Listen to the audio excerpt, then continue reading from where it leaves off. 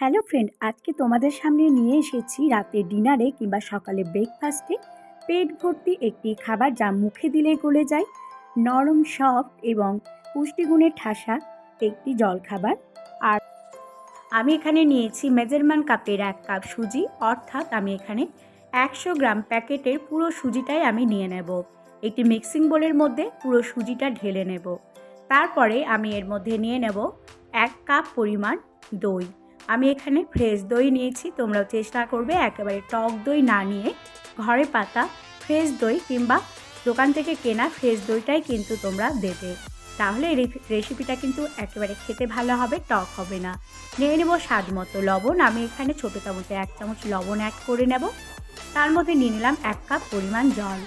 এবার খুব ভালো করে সেটিকে পেস্ট করে নেব।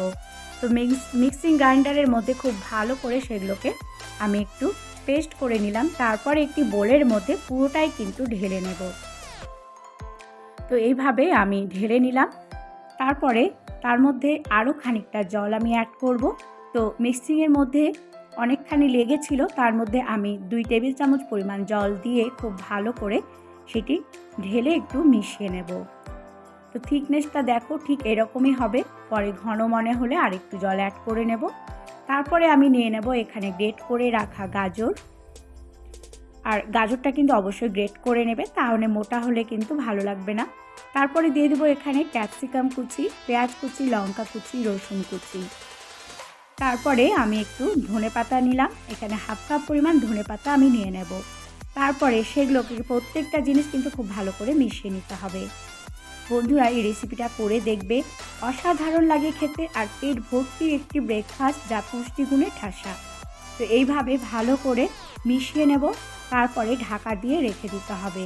এদিকে আমি ওভেনে একটা প্যান চাপিয়েছি, প্যানের মধ্যে নিয়ে নিলাম 1 টেবিল চামচ পরিমাণ রিফাইন্ড অয়েল। তার মধ্যে একটুখানি বিউলির ডাল নিলাম। তো বিউলির ডালটা দিয়ে একটু নাড়াচাড়া করে ফ্রাই করে নিতে হবে। তারপরে আমি এর মধ্যে নিয়ে নেব ফোড়নে জিরে। আমি এখানে 1/2 চামচ পরিমাণ জিরে দিয়েছি, আর দিয়ে দেবো 1/2 চামচ পরিমাণ সর্ষে। তো আমি এখানে কালো সর্ষে দিয়েছি। সর্ষে আর জিরেটা একটু লালচে করে ভেজে নেব, আর তার মধ্যে থেকে একটা সুন্দর ফ্লেভার বেরোবে। এবার আমি তার মধ্যে নিয়ে নেব 5-6টা কারি পাতা। তো কারি পাতাগুলোকে আমি একটু টুকরো করে দেব, তাহলে কিন্তু ব্যাটারের সাথে ফোড়নটা খুব ভালোভাবে মিশে যাবে। কারি পাতাটা আমি একটি কাঁচি দিয়ে ছোট ছোট করে কুচি করে দিয়ে দিলাম। তারপরে সেগুলোকে একটু ভালো করে নাড়াচাড়া করে ভেজে নিতে হবে। আর কারি পাতা দেওয়ার পর সেটিকে একটু লালচে করে ভেজে নিলে তার থেকে একটা সুন্দর ফ্লেভার বেরোবে। তো আমি এইভাবে একটা তারকা তৈরি করে নিলাম।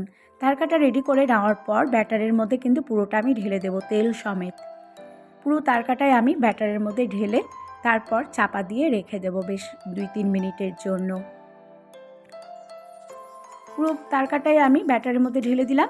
এবার ঢাকনাটা আমি বন্ধ করে দেব। তারপরে আমি একটা চাটনি তৈরি করে নেব। চাটনি তৈরি করে নেওয়ার জন্য আমি ওভেনের উপরে একটা প্যান চাপালাম। সেই প্যানের মধ্যে নিয়ে নিলাম 2 চামচ পরিমাণ রিফাইন্ড অয়েল। তার মধ্যে একটা শুকনো লঙ্কা আমি ফাটিয়ে দিলাম। তারপরে আমি তার মধ্যে নিয়ে নেব ফোড়নের জন্য জিরে, আর নিয়ে নেব এখানে কালো সর্ষে 1/2 চামচ জিরে, আর নিয়ে নেব 1/2 চামচ সর্ষে। শুকনো লঙ্কা আর জিরেটা একটু লালচে করে ভেজে নেব। এবার তার মধ্যে একটুখানি বিউলির ডাল দিয়ে দেব। বিউলির ডাল দিয়েও একটু বিউলির ডালটাকে ভালো করে নাড়াচাড়া করে নেব। আর ডালটা একটু ফুটতে শুরু করবে, তখন আমি তার মধ্যে দিয়ে দেবো কারি পাতা। এখানে আমি গোটা কারি পাতা দিয়েছি। এগুলোকে খুব ভালো করে লালচে করে ভেজে নেব।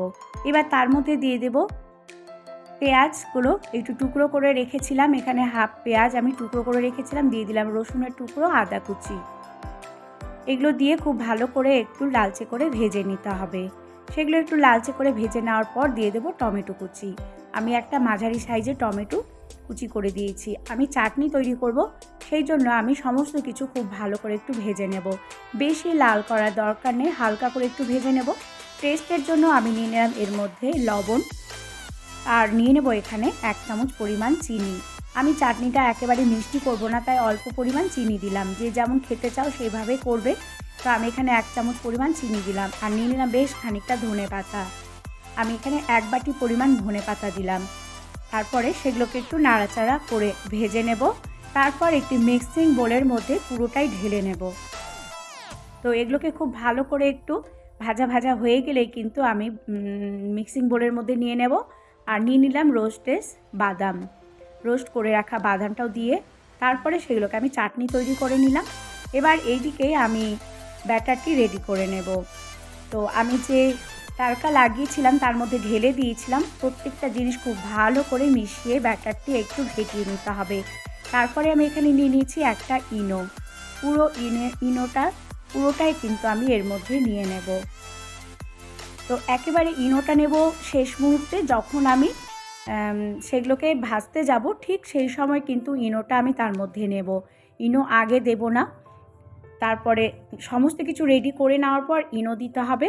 ইনো দিয়ে তার মধ্যে 1 চামচ পরিমাণ জল অ্যাড করে নেব। তারপরে খুব ভালো করে ব্যাটারটিকে মিশিয়ে নিতে হবে। তো এইভাবে ভালো করে ব্যাটারটিকে আমি মিশিয়ে নিচ্ছি। এবার আমি একটা প্যান চাপিয়েছি। প্যানের মধ্যে 1 চামচ পরিমাণ তেল নেব। রিফাইন্ড অয়েল দিয়ে খুব ভালো করে প্যানটাকে আমি গরম করে নেব। আর 1 হাতা করে দেব ব্যাটার, আর সুন্দর করে একটা একটা করে আমি ভেজে তুলব।